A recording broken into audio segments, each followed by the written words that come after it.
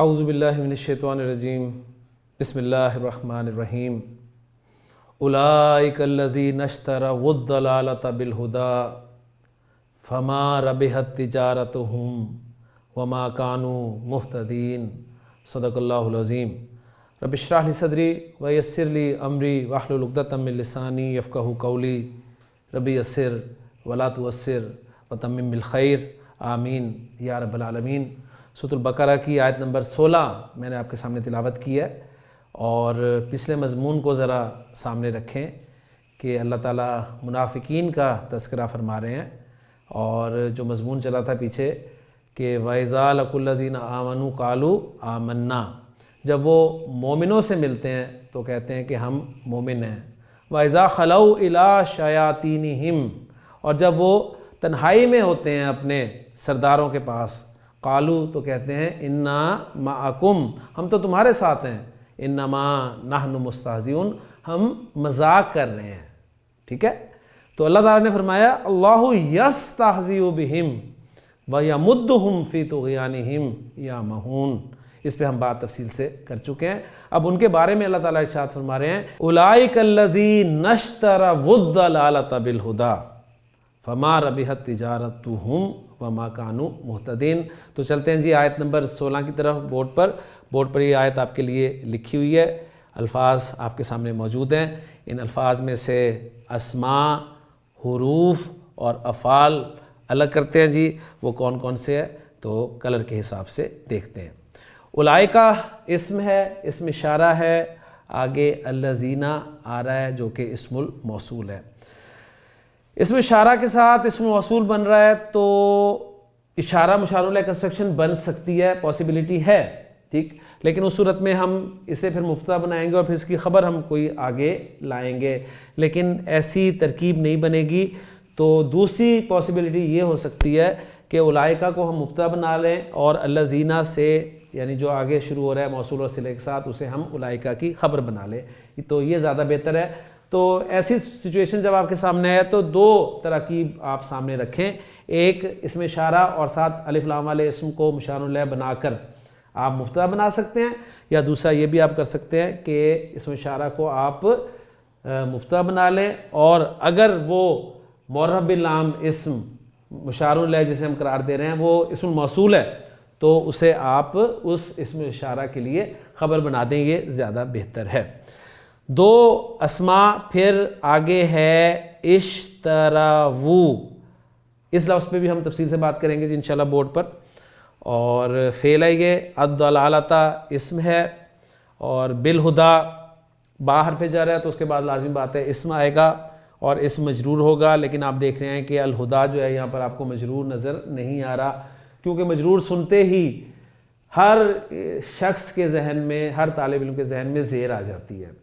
تو خدا را میں پہلے بھی عرض کر چکا ہوں کہ زیر کو ہی مجرور نہ کہا کریں، مجرور ساؤنڈ بھی ہو سکتی ہے، ٹھیک ہے، ہمارے پیٹرن کے مطابق عینی کی آواز جو ہے یہ بھی مجرور ہو سکتی ہے، اینا کی آواز یہ بھی مجرور کی آواز ہوگی، بات سمجھ میں آ گئی، اور غیر منصرف اسم ہوگا تو اس کی مجرور فارم جو ہے وہ زبر کے ساتھ آئے گی، تو صرف زیر ہی مجرور ہونا نہیں ہے، اچھی طرح ذہن میں رکھیے گا۔ اور وہ اسم جس کے آخر میں الف آ جائے، چاہے الف پورا ہو یا الف مکسورہ ہو، تو وہ اسم تو ویسے ہی مرفوع، منصوب اور مجرور فارم میں ایک سا ہی نظر آتا ہے۔ تو الہدیٰ کو ہم کہیں گے کہ مجرور ہے کیونکہ اس سے پہلے حرف جر با آ رہی ہے، اگرچہ اس اسم کی مجرور شکل ہمیں الف مکسورہ کے ساتھ نظر آ رہی ہے۔ فما دو حروف ہیں جی، ربحت فعل ہے، فعل ماضی ہے، کیسے پہچانا آپ نے؟ تا ساکن سے آپ نے پہچان لیا یہ فعل ماضی ہے، اور ما جو پہلے لگا ہوا ہے یہ نارملی آپ کا ما نافیہ ہو سکتا ہے یا موصول، اسم موصول بھی ہو سکتا ہے۔ بعض اوقات ما کے حوالے سے اسٹوڈنٹس جو ہیں وہ پریشان ہو جاتے ہیں کہ ما یہ کون سا ہے، ما استفہامیہ ہے، ما موصولہ ہے یا ما نافیہ ہے، تو یہ انشاءاللہ تعالیٰ آپ جو ما نافیہ اور ما موصولہ اس کے حوالے سے دونوں کا ترجمہ کر کے دیکھ لیا کریں، اگر تو ترجمہ سیٹ بیٹھ رہا ہو ایک سے تو اسے مان لیا کریں، بعض اوقات دونوں ترجمے جو ہیں وہ سیٹ بیٹھ سکتے ہیں، ورنہ ما نافیہ کی موٹی پہچان یہ ہے کہ الا آپ کو آگے نظر آ سکتا ہے۔ تو ربحت فعل آ گیا، تجارتہم اٹیچ ضمیر آ رہی ہے اسم کے ساتھ، تجارت اسم ہے آپ کو پتہ ہے، اسم کے ساتھ اٹیچ ضمیر آئے تو مضاف مضاف الیہ کنسٹرکشن بنے گی، سمپل سی بات ہے، یہ چیزیں پکی کر لیں۔ واو حرف ہے، حرف عطف ہے، ما حرف ہے، کانو کانا سے پہلے ما آ رہا ہے تو ما نافیہ ہی ہوگا، کانو فعل ہے آپ کا، اور کانا جب بھی آئے گا اس کا ایک اسم ہوگا اور ایک اس کی خبر ہوگی۔ کانا کا اسم کبھی ظاہر بھی ہو سکتا ہے اور کبھی وہ ضمیر کی شکل میں بھی ہو سکتا ہے۔ ہاں اس کی جو خبر ہوگی اگر وہ اسم کے طور پہ آ رہی ہے یعنی مفرد آ رہی ہے تو وہ منصوب ہوگی، اچھی طرح بات آپ نے ذہن میں رکھنی ہے۔ اس لیے آپ دیکھ رہے ہیں کہ مہتدینہ جو ہے یہ مہتدونہ سے مہتدینہ منصوب فارم ہے۔ تو آیت کے الفاظ پہ مختصراً بات ہوگی کہ اس آیت میں اسماء کون سے ہیں، افعال کون سے ہیں، حروف کون کون سے ہیں۔ تو اب اس آیت کو ہم حصوں میں تقسیم کرتے ہیں اور ایک ایک حصے پر تفصیل سے بات کرتے ہیں۔ تو پہلا حصہ اس کا ہوگا جی اولئک الذین اشتروا الضلالۃ بالہدی۔ اولئک کو ہم مبتدا بنا لیں گے اور الذین یہاں سے لے کے یہاں تک ہم یہ موصول و صلہ ملا کر اولئک کے لیے خبر بنا دیں گے، تو ہمارا جملہ اسمیہ بن جائے گا، مبتدا اپنی خبر کے ساتھ مل کر جملہ اسمیہ بن گیا۔ الذین اسم موصول آ گیا، آگے اس کا صلہ ہوگا تو اشتروا جو ہے یہاں سے اس کا صلہ شروع ہوگا جو کہ اینڈ تک چلے گا، ٹھیک ہو گیا۔ عرب کی ترکیب کرنے والے جو ہیں وہ صرف کہتے ہیں جی اشتروا جو ہے یہ اس کا صلہ ہے، باقی آگے وہ بات کرتے ہیں۔ اب جملہ فعلیہ آگے آ رہا ہے اشتروا، تو فعل اور فاعل میں ساتھ ہی اس لیے بول رہا ہوں کہ پہلا یا چوتھا صیغہ نہیں ہے۔ اس کے مادے پر پہلے بات کر لیتے ہیں پھر واپس آتے ہیں جی اس طرف۔ اس کا مادہ جو ہے وہ ہے شین را یا، باب ضرب یضرب سے استعمال ہوتا ہے، خیر سے ہی فعل ہے، فعل ناقص ہے، تو آپ دیکھیں فعل ناقص کتنا استعمال ہو رہا ہے۔ شین را یا، شرع یا یشریو شرائن، چینجز کے بعد یہ بن جائے گا شرا یشری، یا پہ پیش ہے ہٹا دی، یشری بن گیا، اور یا پہ زبر ہے یعنی یا پہ حرکت ہے، پیچھے زبر ہے تو یا کو ہم الف مکسورہ کے طور پہ لکھ دیں گے۔ تو چینجز کے بعد یہ آپ کے سامنے لکھا ہوا آ گیا جی شرا یشری، اور مصدر اس کا شراءن، اور وہی قاعدہ بار بار آ رہا ہے مصدر میں الف کے بعد واو آ جائے یا آ جائے تو اس واو یا کو حمزہ سے بدل دیا جاتا ہے۔ اس کے معنی ہے جی سودا کرنا، بیچنا، جو چیز بیچتے ہیں وہ بنفسی ہی آتی ہے، بنفسی ہی مینز وداؤٹ پریپوزیشن، بغیر صلے کے، اور اس کے بدلے جو چیز حاصل کرتے ہیں۔ آپ ایک چیز بیچ رہے ہیں، جو چیز آپ بیچ رہے ہیں نا وہ وداؤٹ پریپوزیشن استعمال ہوگی، اور اس کے بدلے میں جو چیز حاصل کر رہے ہیں، ٹھیک ہے، مثلا میں سمپل آپ کو بتاؤں، آپ قلم بیچ رہے ہیں اور اس کے بدلے میں کچھ حاصل کر رہے ہیں۔ آج کے دور میں تو ہم پیسے لیں گے نا، لیکن ذرا پچھلے دور میں جائیں جہاں بارٹر سسٹم تھا، قلم دے کے آپ نے کتاب لے لی، تو قلم جو ہے یہ چیز آپ بیچ رہے ہیں تو اس کو میں ود آؤٹ پریپوزیشن استعمال کروں گا، اور جو چیز اس کے بدلے میں لے رہا ہوں یعنی کتاب لے رہا ہوں اس کے ساتھ میں با کی پریپوزیشن استعمال کروں گا۔ تو یہی بتا رہے ہیں اس کے بدلے میں جو چیز حاصل کرتے ہیں اس پر با کا صلہ آتا ہے۔ اس کی ایگزامپل دیکھیں سورہ یوسف میں، وَشَرَوْهُ، اور انہوں نے اس کو بیچ دیا، جس کو بیچا ہے وہ وداؤٹ پریپوزیشن ہو کی ضمیر آ رہی ہے، بِثَمَنٍ بَخْسٍ، اور کس چیز کے عوض بیچا ہے، معمولی سی قیمت کے بدلے، جو انہوں نے پیسہ لیا وہ بالکل معمولی سے تھا، تو وہ با کے ساتھ ہے، ٹھیک ہے، اور ان لوگوں نے فروخت کیا ان کو کم قیمت پر، پھر با محاورہ ترجمہ اس طرح کیا جائے گا۔ یہی مادہ جب باب افتعال میں آئے گا تو یہ بن جائے گا جی اشترا یا یشتریو، اشترا یا یشتریو اشترائن، اصلی اوریجنلی، اور افتعال یفتعلو افتعالن کے پیٹرن پر۔ چینجز کے بعد قاعدہ وہی اپلائی ہو رہا ہے جی، حرف علت پہ حرکت ہے، ما قبل فتح ہے تو حرف علت کو آپ نے الف میں بدل دینا ہے، اگر واو ہوتا تو میں پورا الف لکھ دیتا، یا ہے تو میں الف مکسورہ لکھ دوں گا، یا پر پیش ہو پیچھے زیر ہو تو یا ساکن ہو جاتی ہے، یا جو میں نے آپ کو آسان قاعدہ بتایا ہے واو اور یا پر اگر ضمہ ہو یا کسرہ ہو تو ان کی حرکت کو omit کر دیا جاتا ہے، زبر کو omit نہیں کیا جاتا۔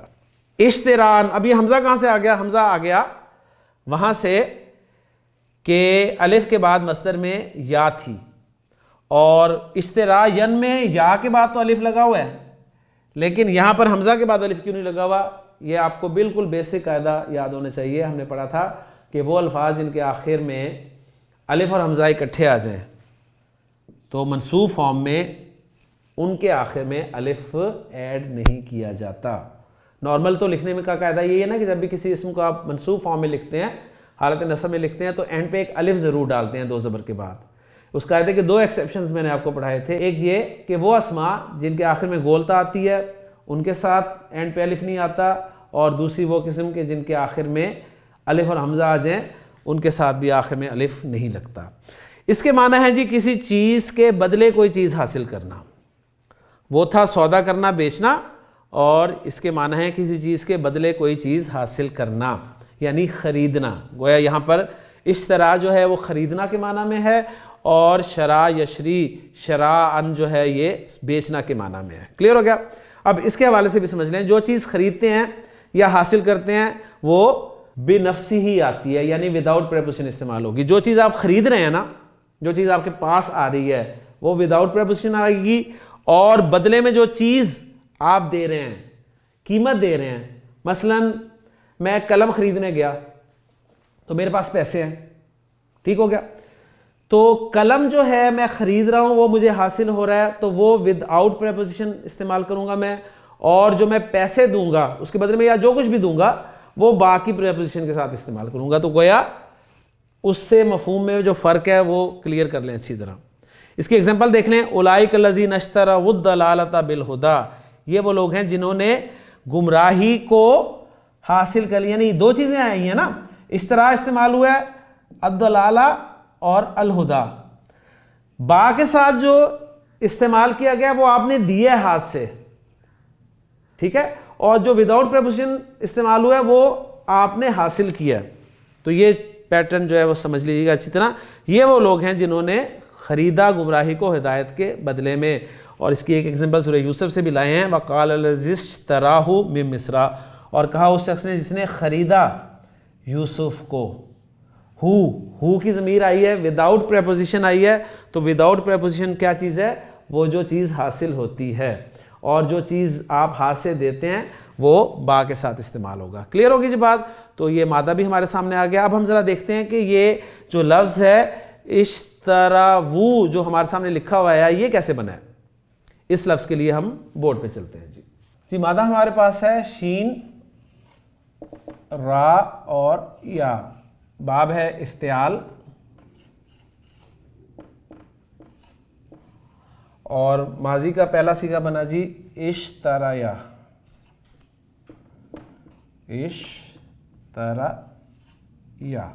جو چینجز کے بعد اشترا بن جائے گا.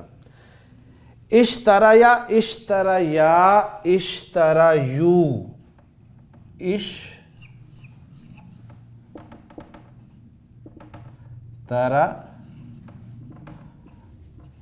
یو. بتائیے جی کون سا قاعدہ یہاں پر اپلائی ہوگا؟ جو میں نے آپ کو بتایا ہوا ہے یہاں پر قاعدہ اپلائی ہوگا آپ کا خلو والا. ٹھیک ہے، 2 حروف علت اکٹھے ہو گئے، مادے کا اور صیغے کا. مادے کا حرف علت آپ نے ڈراپ کر دینا. پیچھے زبر ہے تو صیغہ تیار ہے، کچھ نہیں کرنا. پیچھے زبر ہے تو لہٰذا میں نے کچھ نہیں کیا اور اس کو ایز اٹ از لکھ دیا. یہ بن گیا جی اشترو. اشترو انہوں نے خرید لیا. اچھا اب اس کو میں آگے ملا کر لکھنا چاہتا ہوں، یعنی میں کہتا ہوں کہ انہوں نے کتاب کو خریدا تو اشترو الکتابہ آئے گا نا. آگے دیکھیں ذرا، اشترو الکتابہ. اب ال کا حمزہ تو حمزۃ الوصل ہے، لہذا جب ملا کر پڑھیں گے تو یہ حرکت پڑھنے میں نہیں آئے گی، الف کی صورت میں لکھا کا لکھا رہ جائے گا. کلیئر ہو گیا؟ یہاں سے میں اس کو مٹا بھی دیتا ہوں. اب یہاں پر واو ساکن ہے، واو ساکن ہے اور لام بھی ساکن ہے. اب اس واو کو آگے ملانے کے لیے، حالانکہ قاعدہ ہمارے پاس یہ ہے کہ جب بھی ایسی صورتحال پیدا ہوتی ہے تو ہم پہلے ساکن کو زیر دے کے آگے ملاتے ہیں. ایسے ہی ہے نا؟ اس میں ایکسیپشن تھی من کا نون ساکن جس کو ہم نے زبر دے کے آگے ملایا تھا، من الناسی. ٹھیک ہو گیا؟ ورنہ قاعدہ یہی ہے کہ آپ زیر دے کے آگے ملاتے ہیں، یا ہم، کم والے الفاظ جو ہیں ان کے میم ساکن کو ہم پیش دے کے ملاتے ہیں۔ تو ایک ایکسیپشن اور یاد کر لیں کہ جو ماضی کا آپ کا جمع کا صیغہ ہے، واؤ جس کے آخر میں آتی ہے، اسے اگر آپ ملا کر پڑھنا چاہتے ہیں نا تو پھر آپ اسے پیش دے کے آگے ملائیں گے، پیش دے کے آگے ملائیں گے۔ اشتراو الکتابہ، اچھا اگر یہاں پر واؤ سے پہلے پیش ہوتی نا تو پھر آپ کو اس واؤ کو کچھ حرکت دینے کی ضرورت نہیں تھی، آپ نے ویسے ملا دینا تھا۔ مثلا اس کی ایگزامپل میں آپ کے سامنے رکھتا ہوں، جیسے ہمارے سامنے دیکھیں آیا تھا لکو، لکو، اور اس کو ہم آگے ملا رہے تھے الذین کے ساتھ۔ تو دیکھیں واؤ سے پہلے پیش تھی تو ہم نے کوئی واؤ کو کوئی حرکت دی؟ کوئی حرکت نہیں دی، کیونکہ پیچھے پیش تھی، اس پیش کو آگے ملا دیا۔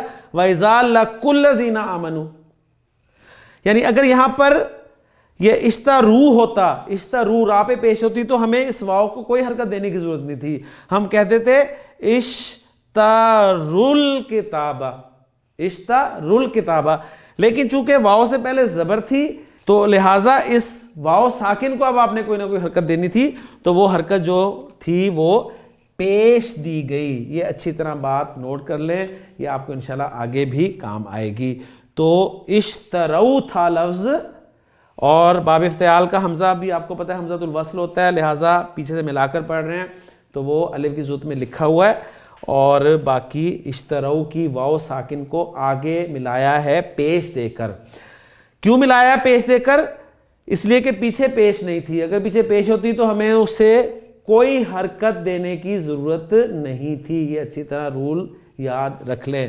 واپس چلتے ہیں اسکرین کی طرف اور دیکھتے ہیں جی۔ ہاں جی، اشتراو یعنی اشتراو تھا، یہ اصل میں فعل اور فاعل میں نے اس لیے کہا ہے کہ پہلا یا چوتھا صیغہ نہیں ہے، واؤ اس کا فاعل ہے، گرامر والے کہتے ہیں، ہم کہتے ہیں ہم کی ضمیر ہے، جو کہ واؤ کی صورت میں ہم اسے پہچان رہے ہیں۔ انہوں نے خرید لیا، اب میں الذین اسم موصول کے لیے صلہ بنا رہا ہوں، انہوں نے خرید لیا۔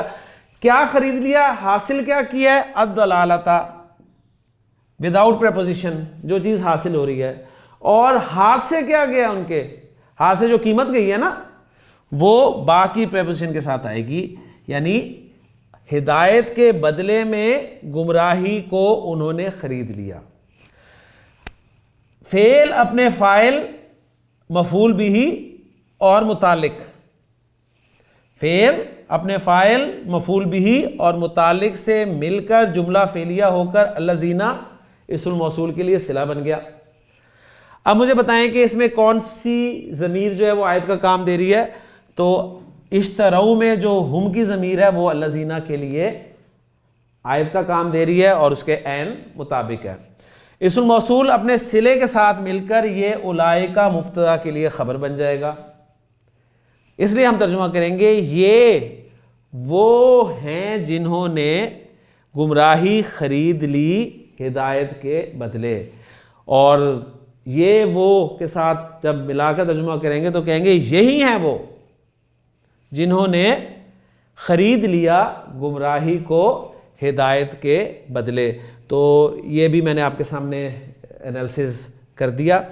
اشترو الدلالۃ بالہدی، یہ جملہ فعلیہ ہے، یہ صلہ بن کر آ رہا ہے، تو جو صلہ بن کر جملہ آتا ہے اس کا کوئی اعراب نہیں ہوتا، اس کا کوئی اعراب نہیں ہے۔ الذین موصول صلہ، موصول کو ہم یہاں پر محلاً مرفوع کہیں گے، اس لیے کہ ہم اولئک مبتدا کے لیے خبر بنا رہے ہیں، اور جملہ مبتدا اور خبر سے مل کر کیا بنے گا اس کو ہم جملے کی اقسام جو آگے آئیں گی اس میں انشاءاللہ تعالیٰ دیکھتے ہیں۔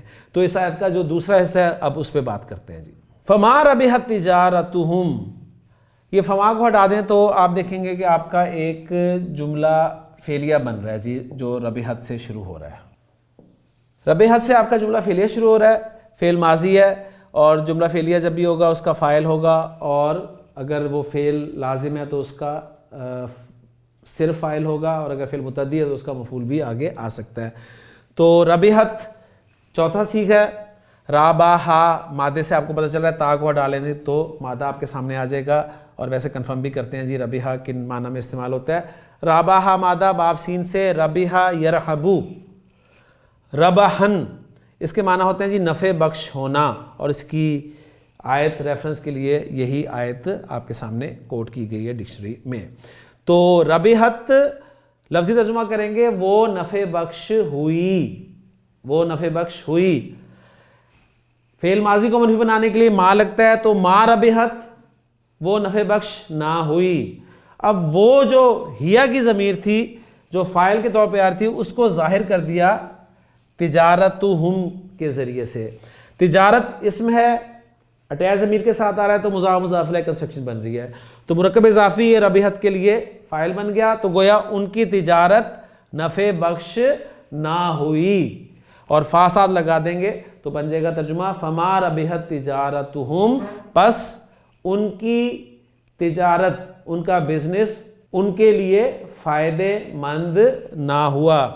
یہ بزنس ہی ہے نا، آپ کیا کرتے ہیں، ایک چیز بیچتے ہیں دوسری چیز لیتے ہیں، پیسہ لیتے ہیں اس کے بدلے میں یا کوئی چیز لیتے ہیں، تو بزنس ہی ہے نا. تو اللہ تعالیٰ نے اس کو تجارت سے جو ہے وہ تعبیر کی ہے. اور یہ آپ کا جملہ فعلیہ ہو گیا، اور جملہ فعلیہ فا کے ذریعے ہم اسے عطف کر دیں گے. باقی وہ جملے کی جو اقسام آئیں گی ان میں ہم دیکھ لیں گے. اور باقی حصہ جو ہے اس آیت کا وہ چیک کر لیتے ہیں. وہ کیا ہے، وما کانوا مہتدین، وہ عاطفہ ہو گیا. جملہ اصل میں آپ دیکھیں تو کانو سے شروع ہو رہا ہے آپ کا، اور کانو مہتدین. کانا فعل جب بھی آئے گا اس کا ایک اسم ہوگا، ایک خبر ہوگی. اس کا اسم جو ہے وہ اگر پہلا یا چوتھا صیغہ نہیں ہے تو ساتھ ہی مینشن کر دیں گے. کانو چونکہ تیسرا صیغہ ہے تو واو اس کا اسم ہو گیا، اور مہتدین جو ہے وہ اس کی خبر ہوگی. مہتدین جو ہے یہ اسم الفاعل ہے، اور یہ ہا دال یا مادے سے اہتدا یہتدی، یہتدی سے میں اسم الفاعل بناؤں گا تو وہ بن جائے گا مہتدیون. مہتدیون کی جمع بنے گی مہتدیونا. مہتدیونا میں وہی قاعدہ اپلائی ہوگا لکو والا، تو بن جائے گا مہتدونا. مہتدونا کی منصوب یا مجرور فارم ہوگی مہتدینا. اب یہاں پر منصوب فارم استعمال ہوئی ہے، کیوں؟ اس لیے کہ کانا کی خبر جو ہے وہ منصوب ہوتی ہے. ایگزیکٹ ہم بتا سکتے ہیں یہاں پر منصوب فارم استعمال ہوئی ہے. تو کانو مہتدین لفظی ترجمہ اتنے جملے کا ہوگا وہ ہدایت یافتہ تھے. جب اس کو منفی بنائیں گے تو ما کانو مہتدینا، وہ ہدایت یافتہ نہ تھے. یہ ترجمہ ہو جائے گا. کلیئر ہو گیا جی؟ تو اب ذرا جملوں کا اعراب دیکھ لیں جو ہم نے بڑی آیت کے جملے بنائے اور ان کا انالیسس کیا اس کے حوالے سے.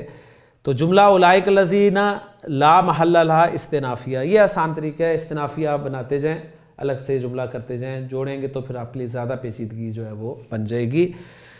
جملہ استنافیہ بنا دیا اور اس کا کوئی اعراب نہیں ہوتا، سمپل. اشتروا لا محل لہا صلۃ الموصول الذین، بالکل ایسے ہی ہے. و جملہ ما ربحت لا محل لہا معطوفہ علی جملہ الصلہ، جو جملہ صلہ تھا نا اسی پہ معطوف کر دیا. یعنی اولئک الذین اشتروا الضلالۃ بالہدی اشتروا الضلالۃ بالہدی فما ربحت، اسی کو انہوں نے اس پر عطف کر دیا. اور ما کانوا مہتدین لا محل لہا معطوفہ علی جملہ الصلہ. اور یہ گویا وہ جو یہ جملہ تھا نا، میں آپ کے سامنے پھر اس کی پکچر سامنے رکھتا ہوں، بالکل شروع والی پکچر، اسے آپ دیکھیں ذرا. یہ والی آیت انہوں نے کہا کہ الذین، اس کے بعد جو اشتروا الضلالۃ بالہدی، یہ انہوں نے معطوف علیہ بنا دیا. ما ربحت تجارتہم، اس کو انہوں نے معطوف کر دیا، اور ما کانوا مہتدین اس کو معطوف ثانی کر دیا. تو معطوف علیہ اپنے معطوف اول اور معطوف ثانی یعنی دونوں معطوفوں سے مل کر یہ صلہ بن گیا الذین اسم موصول کے لیے، اور الذین اسم موصول اپنے صلے کے ساتھ مل کے اولئک مبتدا کے لیے خبر بن گیا، اور اولئک مبتدا اپنی خبر کے ساتھ مل کے جملہ اسمیہ بن گیا. ٹوٹل جملہ اسمیہ بن گیا. تو اس میں فا کو بھی حرف عطف انہوں نے ٹریٹ کیا اور واو کو بھی حرف عطف انہوں نے ٹریٹ کیا. اب چلتے ہیں جی اس آیت کے ترجمے کی طرف. اولئک الذین اشتروا الضلالۃ بالہدی فما ربحت تجارتہم وما کانوا مہتدین، یہ وہ لوگ ہیں جنہوں نے ہدایت کے بدلے گمراہی خرید لی، نہ تو ان کی تجارت نے نفع دیا اور نہ وہ ہدایت پانے والے بنے. ان کی تجارت نے نفع دیا، گویا انہوں نے ربحت کو ترجمہ میں متعدی ٹریٹ کیا. تجارت نے نفع نہیں دیا، انہیں نفع نہیں دیا مراد ہوگی نا، تو مفعول اس کا مینشن نہیں ہوگا. اور اگر ہم اس کو لازم ٹریٹ کریں تو سمپل ہے ان کی تجارت نفع بخش نہ ہوئی. تو یہ وہ چیزیں ہیں کچھ جو آپ انشاءاللہ تعالیٰ سیکھیں گے وقت کے ساتھ ساتھ. تو الحمدللہ یہاں پر ہماری آیت نمبر 16 بھی مکمل ہو گئی ہے اور سورۃ البقرہ کا ایک اچھا خاصا ٹیکسٹ ہم کر چکے ہیں الحمدللہ.